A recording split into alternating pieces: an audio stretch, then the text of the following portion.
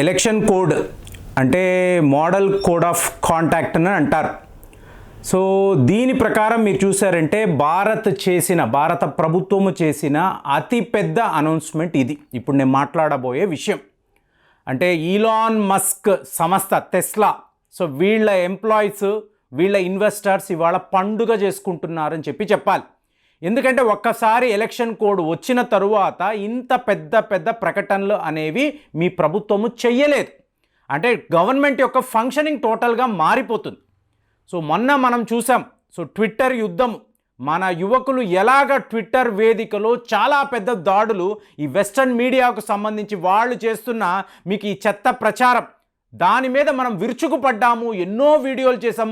What is wrong with India అని చెప్పి ఈ క్యాప్షన్ మీద చాలా పెద్ద హడావిడి జరిగింది వరల్డ్ వైడ్ అండి. ఇది ఒక్క ఇండియాలో కాదు ఫ్రెండ్స్, ప్రపంచ స్థాయిలో ఎన్ఆర్ఐలు తిరగబడిన విధానము చాలా గొప్పగా మాట్లాడుకున్నారు. కానీ అట్ ది సేమ్ టైం చూడండి, ఒక ప్రొఫెషనల్ గవర్నమెంట్ ఎలా పని చేయాలి అని అనడానికి ఈలాన్ మస్క్కి భారత్ ఒక గొప్ప ఉదాహరణగా మారింది. మీకు నేను 5 ఏళ్లలో $30 బిలియన్ భారత్లో ఇన్వెస్ట్ చేయబోతున్నాను అని చెప్పి మీకు ఈలాన్ మస్క్ ఒక ప్రకటనలో తెలిపాడు. $30 బిలియన్ అంటే మీకు భారత్లోకి వచ్చిన ద హైయెస్ట్ మీకు FDI, foreign direct investment. So ఇలాంటి ఒక ప్రకటన ఒక దిగ్గజ వ్యాపారి చేస్తున్నప్పుడు ఏ ప్రభుత్వానికైనా కూడా టెంప్టింగ్గానే ఉంటుంది. ఏకంగా మీకు $30 బిలియన్ అన్నప్పుడు హ్యూజ్ కదండి. కానీ మీకు ఈలాన్ మస్క్ పెడుతున్న కండిషన్స్ మనకి నచ్చలేదు. దాంతో గత 2-3 ఏళ్ల నుంచి ఈ వివాదం, అంటే నేను ఇండియాలో ఇంతలా పెట్టుబడి పెడతానన్నా కూడా ఈ గవర్నమెంట్ ఒప్పుకోవడం లేదు, నన్ను ఆపుతున్నారు, నా టర్మ్స్ని వినొచ్చు కదా, నా అంత పెట్టుబడి ఎవరు పెడతారు, ఇదే ఈలాన్ మస్క్ మాట్లాడుతున్నాడు. ఏంటి టెస్లా విషయంలో, ఒక టెస్లా కారు చైనా నుంచో అమెరికా నుంచో భారత్లోకి వస్తే 100% ఇంపోర్ట్ డ్యూటీ పడుతుంది అని చెప్పి మనం చెప్పాం. ఒక టెస్లాకి కాదండి, ఎనీ ఇంపోర్టెడ్ కార్స్ ఇండియాలోకి రావాలి అంటే 100% ఇంపోర్ట్ డ్యూటీ ఉంటుంది. అంటే మీరు ఒక 3 కోట్లు పెట్టి ఒక కారు కొన్నారనుకోండి, ఇంకొక 3 కోట్లు మీరు ట్యాక్స్ కోసం పే చేయాలి. సో ఇది చాలా హ్యూజ్ కదా, అంటే ఇది న్యాయం కాదు కదా. అంటే మనం ఏం ఆలోచిస్తున్నాము, మేక్ ఇన్ ఇండియా. మీరు ఎందుకు విదేశాల నుంచి కార్లు తెచ్చుకుంటున్నారు, మీరు ఇక్కడ ఉండే కార్లే కొనొచ్చు కదా. సో ఈ కార్లు కొనడం వల్ల మీకు చవక ధరకే మంచి కార్లు వస్తాయి కదా.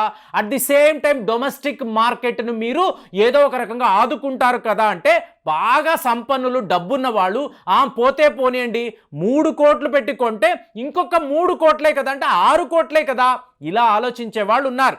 కానీ ఈలాన్ మస్క్ ఏమంటున్నాడు అంటే, నేను మీ భారత్లోనే వచ్చి ప్రొడక్షన్ చేస్తాను. కానీ ఇక్కడ ఏమవుతుంది, నేను ఒక యూనిట్ పెట్టానండి, యూనిట్ పెట్టిన తరువాత మీకు ఆ ప్రొడక్షన్ మొదలవ్వడానికి ఒక 3-4 ఇయర్స్ పడుతుంది కదా, అప్పుడు నేను భారత్లో వ్యాపారము అనేది చెయ్యను కదా. కాబట్టి నాకు ఆ ఫెసిలిటీ ఇవ్వండి. 100% అనడానికి బదులు 15% మీరు ఇంపోర్ట్ డ్యూటీని చెప్పండి, ఇలా నాకు ఉపయోగం పడుతుంది. నేను $30 బిలియన్ యాజ్ పర్ అగ్రిమెంట్ నేను పెడతాను అని పదే చెప్తూ వస్తున్నాడు. సో ఫైనల్గా నిన్నటికి నిన్న హ్యూజ్ అనౌన్స్మెంట్, ఎలక్షన్స్కి ముందు మన భారత ప్రభుత్వం చేసిన అతి పెద్ద అనౌన్స్మెంట్ ఇదే. ఏమిటి అంటే, ఈలాన్ మస్క్కి అనుకూలంగా, టెస్లాకి అనుకూలంగా మనము 15% ఇంపోర్ట్ డ్యూటీ అన్నాము అని చెప్పి మీకు వార్తలు. ఇది ఒక్క టెస్లానో ఈలాన్ మస్కో కాదండి, ఏ ఒక విదేశీయ కంపెనీ భారత్లోకి వచ్చినా కూడా మీరు 5 ఏళ్ల పాటు మీకు ఒక కూలింగ్ పీరియడ్లా ఇస్తున్నాం. ఇందులో ఏంటి, మీరు ప్రొడక్షన్ మొదలు పెడుతున్నారు, వ్యాపారము చెయ్యలేరు. కాబట్టి ప్రొడక్షన్ మొదలు పెడుతున్నప్పుడు మీరు ఏం చెయ్యాలి, 50% భారత్కు సంబంధించిన డొమెస్టిక్ కాంపోనెంట్స్నే వాడాలి. సో ఇలా చేయడం వల్ల ఏమవుతుంది, లోకల్గా ఉండే ఈ కాంపోనెంట్ ప్రొడక్షన్ చేసే సంస్థలు వీళ్ళందరికీ కూడా లాభదాయకంగా ఉంటుంది. కాబట్టి ఇది మీరు 5 ఇయర్స్లో చెయ్యాలి. దీనికి మీరు బ్యాంక్ గ్యారంటీ ఇవ్వాలి. ఒకవేళ మీరు చేయలేకపోయారు, మీకు లోకల్గా మీరు ప్రొడక్షన్ చేయలేకపోయారు, ఇలాగ డొమెస్టిక్ కాంపోనెంట్స్ వాడలేకపోయారంటే ఈ బ్యాంక్ గ్యారంటీ ఏదైతే మీరు ఇచ్చారో దీనిని మేము క్యాన్సిల్ చేస్తాము, మీరు మా దేశాన్ని విడిచిపెట్టి వెళ్ళిపోవాలి, ఇక ఇక్కడ మీరు వ్యాపారం చేయడానికి లేదు.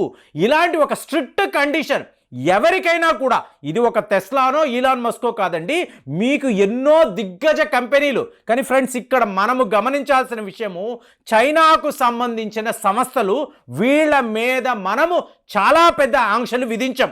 ఎందుకంటే చైనా ఒక రిలయబుల్ కంట్రీ కాదు, మన బద్ధ శత్రు.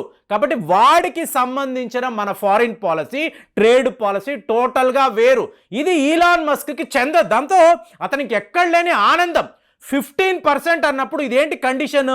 8,000 ఇంపోర్టెడ్ కార్లు, మీకు ఎలక్ట్రిక్ వెహికల్స్ అండి. అంటే దీన్నే న్యూ ఈవీ పాలసీ అని అంటారు.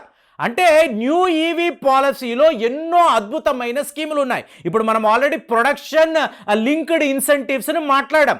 అలాగే ఇందులో చూసారనుకోండి, ఫేమ్ అంటారు. అంటే faster adaptation and manufacturing of hybrid and electric vehicles.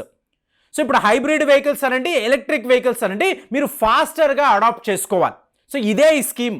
దీని ప్రకారము మీరు $500 మిలియన్ అమెరికన్ డాలర్స్ పెట్టుబడిగా పెట్టారు అనుకోండి. అంటే ఎంత?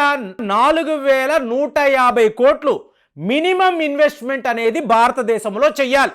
ఎవరికైనా సరే, ఈలాన్ మస్క్ అయినా సరే, లేదా మీకు ఇంకొక ఈవీ కార్ మ్యానుఫ్యాక్చర్ అయినా సరే, ఈ పెట్టుబడులు మినిమంగా పెట్టాలి. మ్యాక్సిమం మీరు ఎంత పెడతారు? అతను ఏకంగా 30 బిలియన్ అమెరికన్ డాలర్స్ అని మాట్లాడుతున్నాడు. Very big investment. కాబట్టి ఇది అతనికి నథింగ్. కానీ పెడుతున్నప్పుడు ఏమవుతుంది అంటే, మీకు ఎన్నో ఇన్సెంటివ్స్ వీళ్ళకి ఇస్తారండి. సో ఈ ఇన్సెంటివ్స్లో మీరు భాగంగా చూసారనుకోండి, మ్యాక్సిమం ఇండియాలో ఉండే డొమెస్టిక్ సంస్థలు వీళ్ళకే ఎక్కువ ప్రయోజనం. అంటే ఫారిన్ ఇన్వెస్ట్మెంట్ వస్తుంది, వీళ్ళు మన దేశంలో ఇప్పుడు టెస్లా అన్నారు అనుకోండి, వీళ్ళు ఎవరితో కలిసి జాయింట్ వెంచర్ చేస్తారు? టాటా వాళ్ళతో.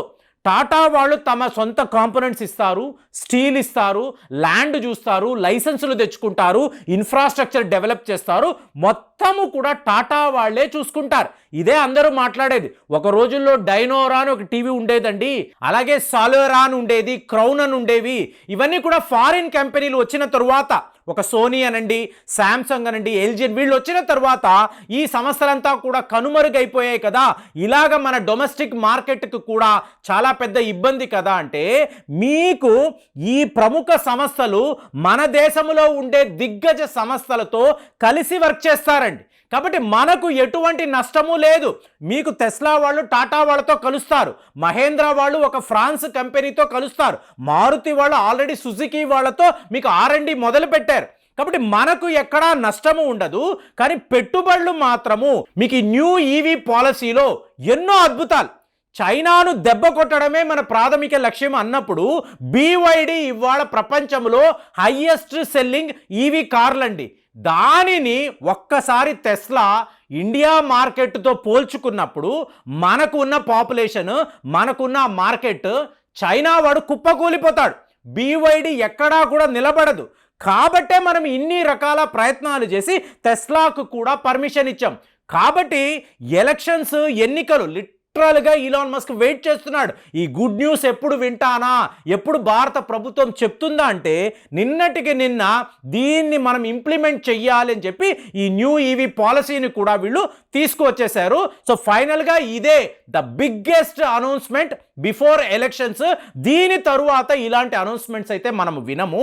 సో నెక్స్ట్ 5 yearsలో ఇండియాలో మీరు టెస్లా కార్లను చూస్తారు. మీకు మినిమం 35 లక్షల నుంచి మొదలు అంటున్నారు. కానీ ఈలాన్ మస్క్ ఏమంటారు అంటే, చిన్న చిన్న కార్లను కూడా మేము తయారు చేస్తాము, లీథియం బ్యాటరీకి సంబంధించిన గీగా ఫ్యాక్టరీ ఇక్కడే పెడతాము అని చెప్పి చాలా పెద్ద పెద్ద క్లైమ్స్ చేస్తున్నాడు. మరి ఇదంతా జరుగుతుందా?